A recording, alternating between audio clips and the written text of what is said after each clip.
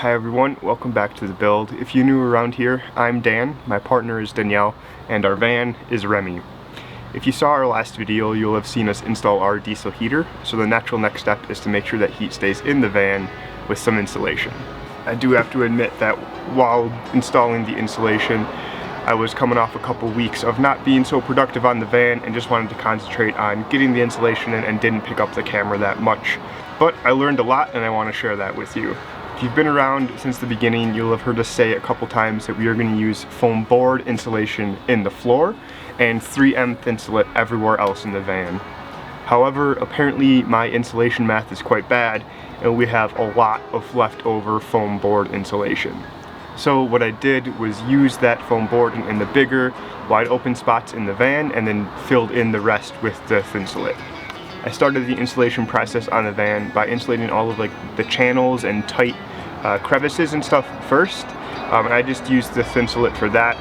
I would just cut a strip of the insulation that was a little bit wider than the channel that I was trying to go into, and then I would just start stuffing it into the channel.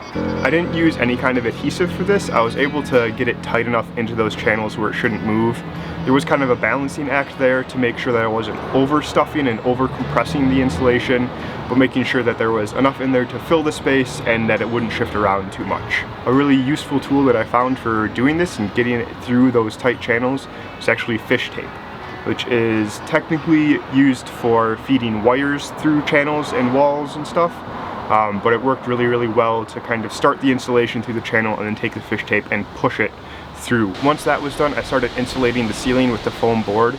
This did take a couple of trials and failures of the insulation falling off of the ceiling to figure out kind of what kind of adhesive to use, how much to use, and how long to leave the supports holding the insulation up there in order to get it to stick. So I ended up trying 3 different adhesives just because we had a couple things laying around. So the first one was liquid nails, and that didn't seem to work at all. It really didn't stick to either the foam board or the metal of the van.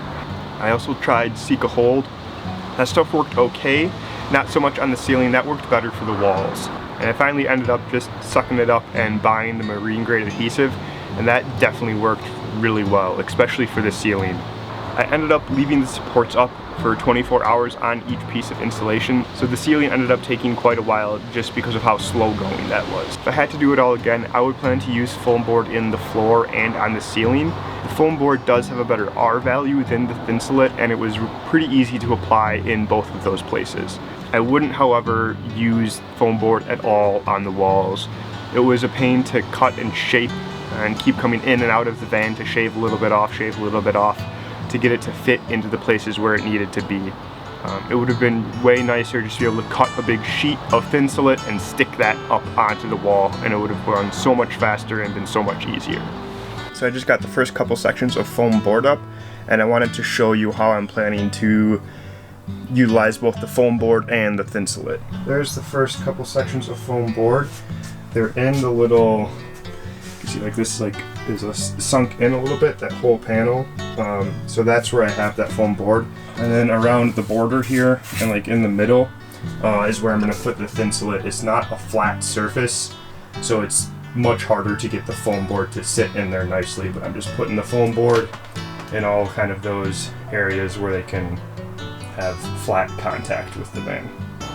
I did learn pretty early on to not put 2 foam board pieces together because it just creates seams and gaps that cause problems. I went in and filled in as many of the gaps with the gap filler that I could, but that's just not as good as insulation. With the foam board up everywhere I could get it in place, I started using the Thinsulate. I used 3M 90 spray adhesive to apply the Thinsulate, and that stuff is super easy to use. I just sprayed some on the van wall where I was going to apply it, sprayed some on the insulation itself, gave it a little bit to get tacky, and then stuck the 2 pieces together. The final product does look a little bit like patchwork with the foam board and the Thinsulate, but I think the overall result of the insulation is really good. That's going to be it for this week's video, everyone. Thanks for watching, and we'll see you in the next one.